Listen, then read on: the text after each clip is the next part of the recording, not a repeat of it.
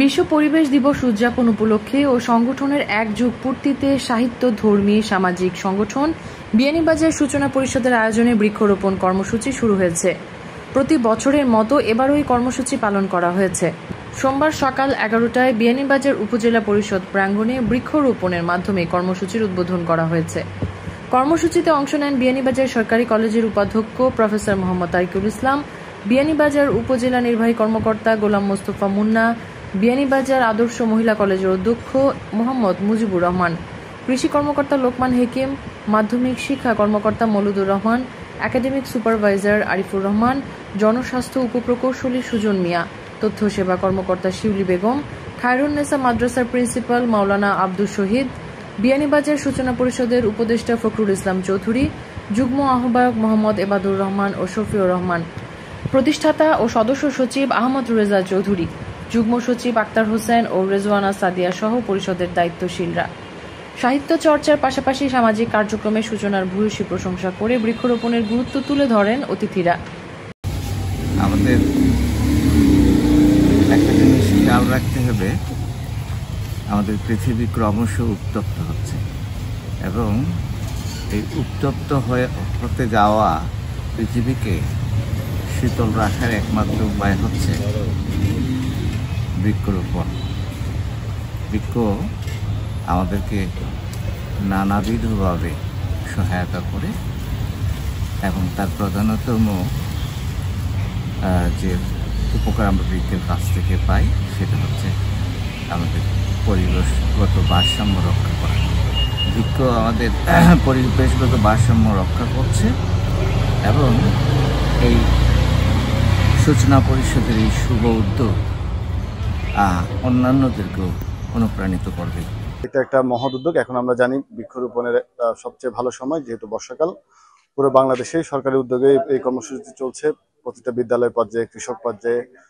এর সাথে যে বেসরকারি সংস্থাগুলো এগিয়ে আসছে, সেজন্য এটা খুবই একটা চমৎকার একটা উদ্যোগ। আমি আশা করবো এরকম যারা অন্যান্য, আমরা জানি বিয়ানীবাজারে অসংখ্য ক্লাব আছেন, সামাজিক প্রতিষ্ঠান আছে, সবাই যার যার জায়গা থেকে যদি বৃক্ষরোপণে এগিয়ে আসে, একদিক দিয়ে যেরকম সেগুলো পরিবেশের জন্য ভালো হবে, একই সাথে যখন এগুলোতে ফল ফলাতে হবে তখন আমরা যারা এই এলাকার অধিবাসীরা আছি তারা স্বল্প মূল্যে দেশীয় জাতের ফল পাবো। তো বিয়ানীবাজার এই যে ক্লাবগুলোর যে প্রশংসনীয় উদ্যোগ, আজকের সূচনা পরিষদের যে উদ্যোগ, এই উদ্যোগের আমি সফলতা কামনা করছি। যে আপনারা সকলেই জানেন যে জুন জুলাই মাস যেহেতু বৃক্ষরোপণের একটা উপযুক্ত সময়, এবং আমরা বলে থাকি যে প্রত্যেকটা দেশের জন্য প্রায় 25% বনভূমি থাকা দরকার। এই 25% বনভূমি থাকলে আমাদের যে টেম্পারেচার, আমাদের যে বৃষ্টিপাত সবগুলো কিন্তু ঠিকঠাক থাকে। তো সেদিক থেকে কিন্তু বাংলাদেশের এখন যে বনভূমির পরিমাণ সেটা কিন্তু অনেকাংশে কমে গিয়েছে। আমরা জানি যে 16%-এর মতো এখন বনভূমি আছে। এই জন্য এই 16%-এর কারণে কিন্তু বর্তমানে আপনি দেখেন যে জুন জুলাই মাস যেখানে প্রচুর পরিমাণে বৃষ্টি হওয়ার কথা ছিল, সেখানে কিন্তু প্রচুর পরিমাণে আমরা গরম পাচ্ছি।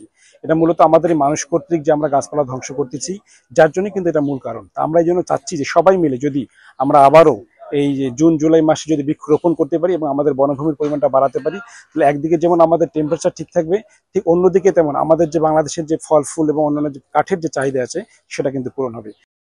বিয়ানীবাজার সারপার সড়কের মধ্যবর্তী অংশে সড়কের পাশে বৃক্ষরোপণ কর্মসূচিতে অংশ নেন মুড়িয়া ইউনিয়নের চেয়ারম্যান ফরিদ আল মামুন সহ সংগঠনের নেতৃবৃন্দ। পরে ইউনিয়ন পরিষদ প্রাঙ্গণে গাছের চারা রোপণ করা হয়।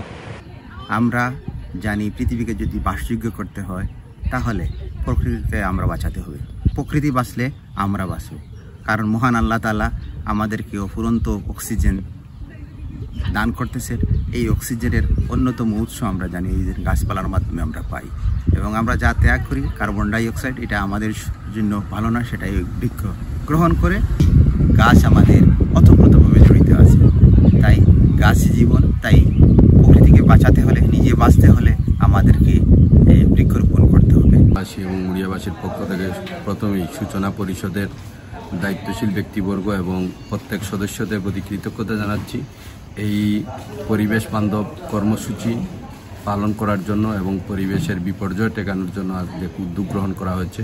প্রত্যেক ব্যক্তির দ্বারা প্রয়োজন সমাজ এবং এই পরিবেশকে সুন্দর রাখার জন্য গাছের পরিচর্যা, বৃক্ষরোপণ এবং বৃক্ষ কাটা থেকে বিরত থেকে এই সমাজের বিপর্যয় ঠেকানোর জন্য সকলের প্রতি আহ্বান জানাচ্ছি। সূচনা পরিষদের এই উদ্যোগ প্রশংসনীয় এবং এই উদ্যোগ অব্যাহত থাকবে বলে আমরা আশা করি, এবং বিত্তশালীদের প্রতি আহ্বান থাকবে সূচনা পরিষদের এরকম ভালো কাজে তারা যাতে সহযোগিতা করে, পাশে থাকে, আমরাও পাশে থাকবো ইনশাআল্লাহ।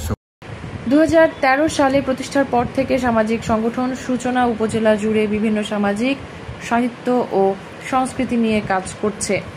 মেহরুন বিনতে ফেরদৌস, এবিটিভি।